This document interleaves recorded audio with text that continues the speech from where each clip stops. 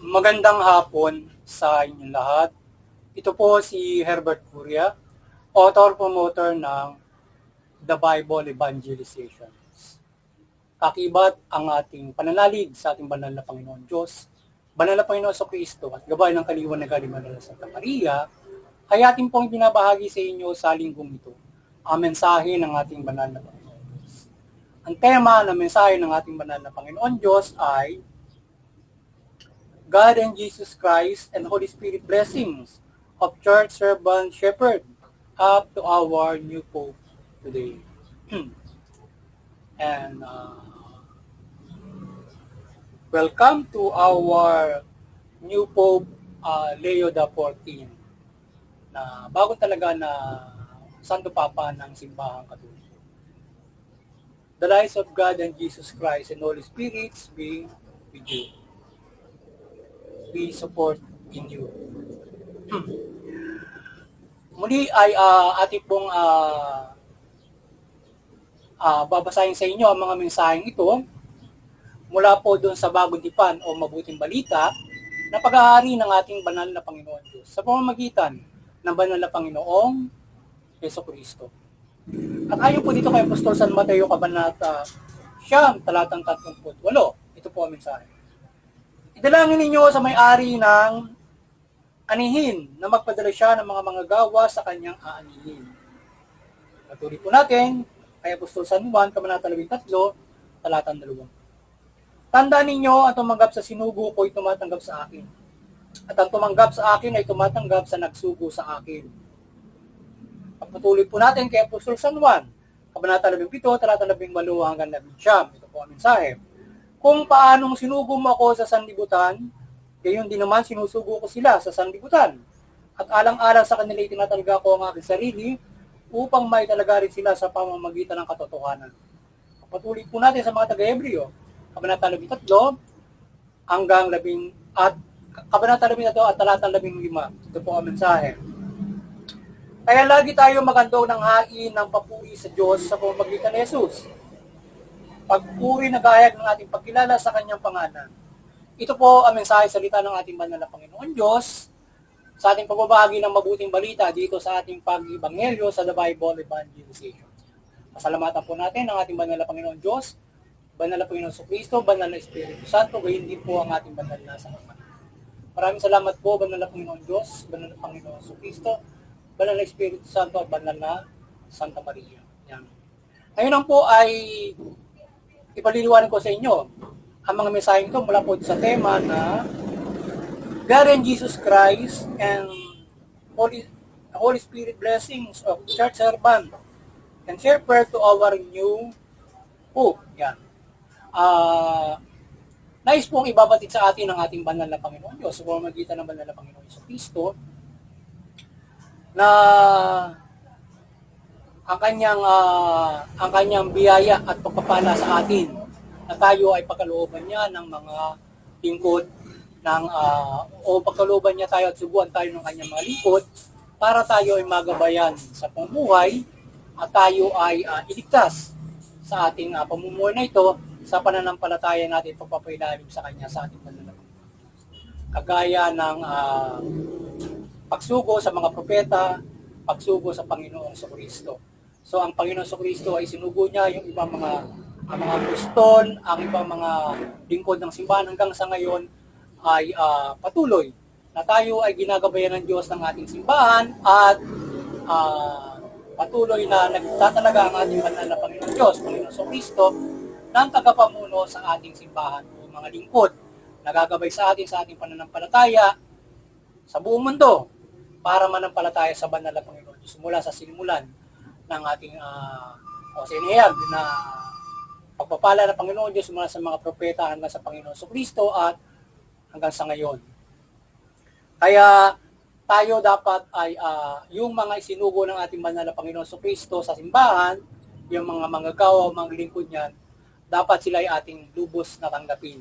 So sino mga yung mula sa kaparian at hanggang doon sa ating Santo Papa. So yung pinakang kung tawagin doon sa Bagong Tipan ay punong saserdote.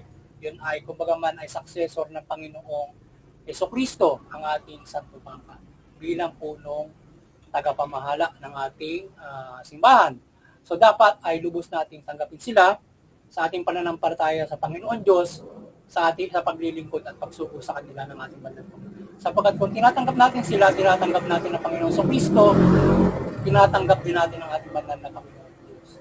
Kaya yung pagtalaga ngayon, wala doon sa mga pagtalaga ng Panginoon sa Kristo sa kanya mga pusol hanggang ngayon, wala sa Santo Papa at mga parian, tanggapin natin lubos ang ating lalo na ang ating bagong Santo Papa ngayon. Tanggapin natin siya ng lubos at tinatanggap natin ng Panginoon sa Kristo ang ating banal na Panginoon Diyos. At bilang pangtanggap, dapat ay suportahan natin ang ating simbahan at ang ating Santo Papa sa kanilang gawain, sa kanilang misyon, sa kanilang ibinigay at pinagkaloob at pinagkatiwala sa kanila na palaganapin ang mabuting balita o salita ng ating banal na Panginoon Diyos sa pamamagitan ng banal na Panginoon sa Kristo. Na tayo ay pagbuklungin sa pamamagitan ng banal na Panginoon sa Kristo o sa mabuting balita. Kaya suportahan natin ang ating simbahan, suportahan natin ang ating punong Santo Papa para sa paggabay sa atin ng mabuting balita o paggabay sa atin ng salita ng banal na Panginoon Diyos mula sa Panginoong Jesucristo. At tayo ay manatili sa ating pananampalataya at patibayin ng ating at magabayan tayo sa pananampalataya natin sa banal na Panginoon Diyos.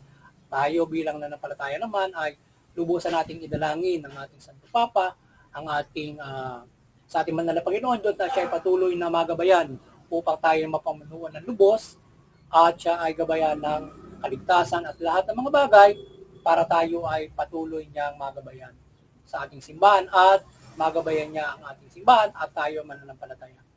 At patuloy niya tayong mapagbuklod at gayon din ang sangkatauhan sa pananampalataya sa Panginoon Diyos mula sa Panginoon Jesucristo. Kaya suportahan natin siya sa kanyang pagpapalaganap ng mabuting balita o salita ng ating banal na Panginoon Diyos na buklo rin tayo sa ilalim ng paghahari ng ating banal na Panginoon Jesucristo. Kaya ganoon natin suportahan ng ating Santo Papa at ang buong simbahan, tayo mga mananampalataya. So ganoon natin siya tinatanggap. Hindi lang basta oo, hindi lang basta okay, siya yung ating Santo Papa, siya yung ating kaparian. Not just like that, kundi tayo ay makiisa sa layunin ng mabuting balita na ginagawa ng ating mga authority ng simbahan o mga nilalagyan ng mga lingkod para tayo magabayan. Ganun tayo dapat mapapailalim sa kanila, ganun tayo dapat susunod sa kanilang mga nais na makabubuti sa ating pananampalataya, makabubuti sa ating spiritual na pananalig at ating practical na buhay kung paano tayo magagabayan sa mabuting pamumuhay mula sa gabay ng mabuting balita o nais ang ating banal na Panginoon Diyos.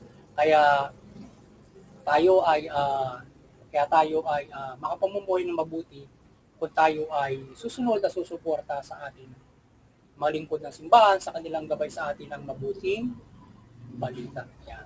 Kaya tayo ay sa ating pananampalataya sa ating banal na Panginoon. Tayo ay maghain ng papuri, sama-sama tayo maghain ng papuri sa ating Panginoon Diyos sa pamamagitan ng banal na Panginoon Jesucristo. Sa pagkakalob sa atin ng mga lingkod at mga successor niya kagaya ng ating mga kapariang present ngayon at ng ating Santo Papa. Sama na rin natin pasalamatan, siyempre yung mga nakaraang pa, mga sinubo niya para tayo ay makaabot sa ating pananampalataya sa ngayon bilang mga nananampalatayang mga Kristiyano at gabay nito sa sangkatauhan. At tayo mananampalataya na patuloy na patibayin ang ating simbahan mula sa ating tagapamuno nito at sa ating Santo Papa at buong mga kaparian nito na ito ay magpaiting at tibay ng simbahan sa pananampalataya natin sa Panginoon Diyos hanggang sa pagdating ng takdang panahon.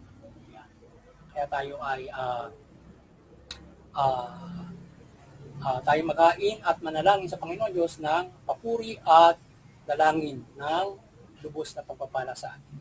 Magpasalamat tayo sa ating Panginoon Diyos sa kaloob niya sa atin ngayon na tayo ay mayroon na namang bagong tagapamuno o sinasabing punong saserdote na mamamahala sa atin para tayo ay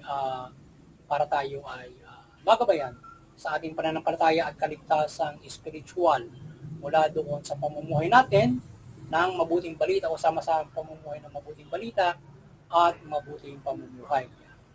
Ganyan dapat natin tayo mapapigting ng ating simbahan at pagsuporta sa ating punong saserdote at mga parian. Pasalamatan natin ang ating banal na Panginoon Diyos. At muli ay tayo ay umaasa sa ating simbahan, sa ating mga lingkod na sila ay patuloy na maging malakas at patuloy na gabayan ng ating Espiritu Santo, na tayo ay gabayan sa ating pananampalataya at tayo ay patuloy na makatupad at sa kalooban ng banal na Panginoon. Lahat na magabayan niya ang lahat ng tao, lalong-lalo na yung mga may iba't ibang kalagayan sa buhay, na magabayan niya, mapalakas niya ang spiritual na pananampalataya, ang kalagayan sa buhay. So magabayan niya ang bawat tao sa lipunan, anuman ang kalagayan nito, babae, lalaki, anuman sektor, ay magabayan sa pamumuhay na nila, anuman ang kanilang pinalalagyan at kinasasabi. Family, sectors, etc. Ang ating simbahan ay maging malakas dito, na gagabay palagi sa atin ng buong puso na may pananampalataya sa ating Panginoon. Sana ay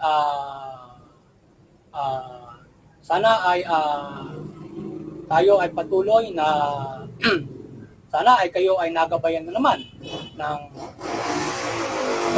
the Bible evangelization sa inyong spiritual na paniniwala o pananampalataya, at magabayan kayo sa inyong kaligtasang spiritual mula dito sa ating mensaheng ito ng ating banal na Panginoon, sa blessings niya at kung paano natin dapat suportahan at tanggapin ang ating mga lingkod ng simbahan upang tayo ay magkaroon ng kaligtasang spiritual at maakay tayo sa mabuting pamumuhay.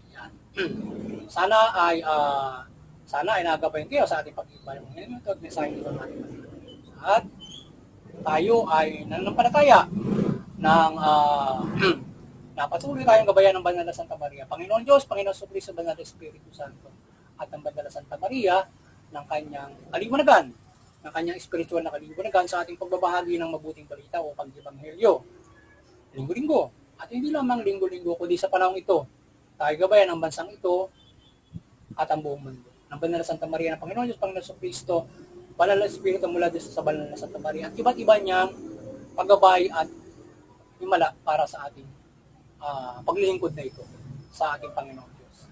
Yan. At tayo ay sa ating munting kakayanang ito ay makatulong tayo sa ating simbahan sa pagbubuklod o sa ating relihiyon sa pagbubuklod ng sakatauhan sa pananampalataya sa Panginoon Diyos, mula Panginoon sa Kristo at mabuting balita. At magabayan ng kaliwanagan ang lahat at patuloy din magabayan ng kaliwanagan ng ating simbahan ito ay patuloy na sa kanilang gawain. At sana ay maliwanagan at magabayan at maliwanagan ng ating Banal na Santa Maria, yung ating bagong talagang Santo Papa, at siya ay patuloy na maging maigting sa kanyang pamumuno sa mahabang panahon. At doon sa interperpetuity, sana maliwanagan yung lahat ng mga relihiyon. Patuloy tayong mag-unawaan ng ating mga paniniwala at hindi tinauwi sa alitan, sigalutan, hindi pagkakaunawaan. Tinauwi sa sigalutan, karahasan, at maaaring digmaan. Kaya bakos ay tayo ay magpapairal ng kapayapaan, pagtutulungan, pagkakaisa mula sa pamilya, bansa at buong mundo, bawat mga lahi at mga lipi. At sa CBCP and Vatican Church, patuloy kayong maliwanagan at patuloy ninyong pagbuklurin ang sangkatauhan sa pananampalataya sa Panginoon, sumula Panginoon sa Kristo at mabuting balita. At sa ating munting kakayanan, tayo patuloy na umaasa ng paggabay sa atin ng milagro ng ating Panginoon Diyos sa ating iba't iba niyang gabay at kapangyarihan sa ating pagbabahagi ng mabuting balita, lalong-lalo na sa paggabay sa pamahalaan na ito ay mamahalan ng buti at matuwid. Yan, tayo ba yan ang kaliwanag harapan ng isang banal. At yung mga kapamalaan, maliwanagan kayo at mamahala kayo ng mabuti at matuwid. Tugunin nyo yung karapatan tao at magpairal kayo ng mabuting pamamahala. Sa gayon, yung inyong mamamayan ay makikinabang sa inyong pamamahala. Makikinabang at sila ay makapamumuhay ng maunlad at ayon sa karapatan at mapayapa. Sa gayon, makapananampalataya sila ng lubos sa ating banal na Panginoon, si banal na Panginoon sa Kristo, ng maunlad at mapayapa. Yan. Muli, sana ay patuloy tayong pagpalain ng ating banal na Panginoon Diyos, protektahan, ang sama-sama natin sa buhay ang mabuting balita. Magandang hapon sa inyo lahat. At God bless.